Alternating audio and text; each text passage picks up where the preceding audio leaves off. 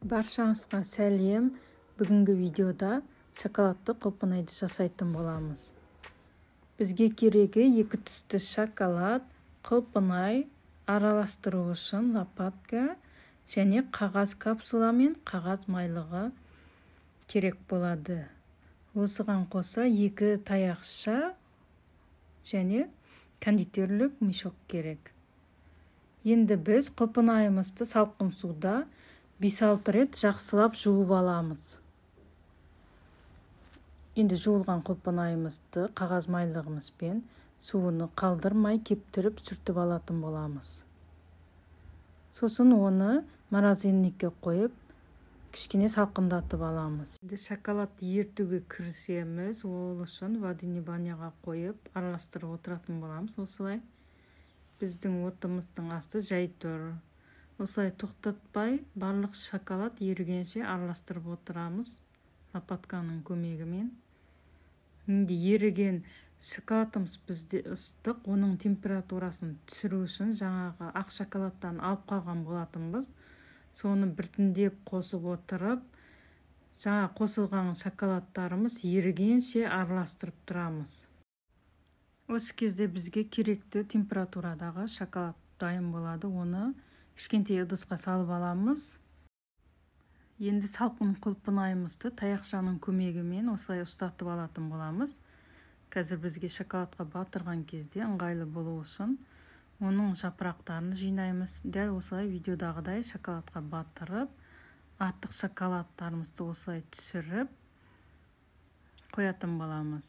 Әрбір құлпынайымызды дәл жаңағыдай шоколадқа ыңғайлы етіп батырып отырамыз. Бұл жерде құлпынайымыз салқын болғаны жақсы, шоколадты дұрыс ұстау үшін.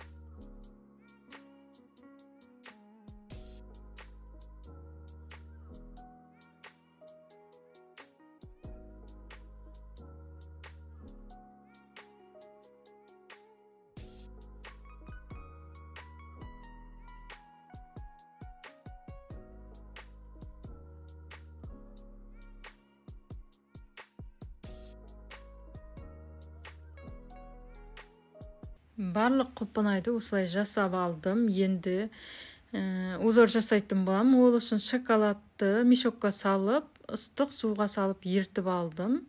Енді барлық құлпынайымызды осылай үстіне узор жасап шығатын боламын. Осылай барлығын дайындаймын. Мен барлығыны осылай бірдей узорда жасап шықтым. Сіздер оның узорын өзгертуіңізге болады. Үстіне посыпка, стружка сеуіп әсемдеу жағыны одан да әдемілеуге болады.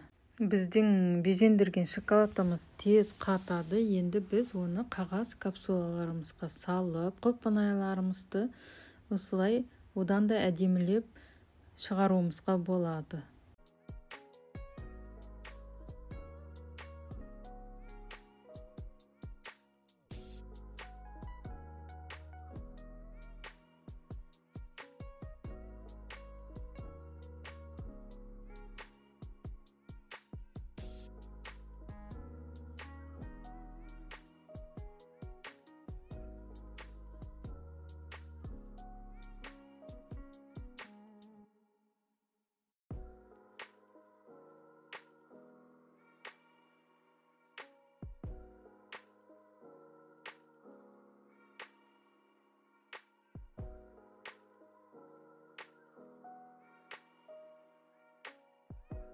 Осылай жасалу жолымен құлпынайларымыз дайын болды.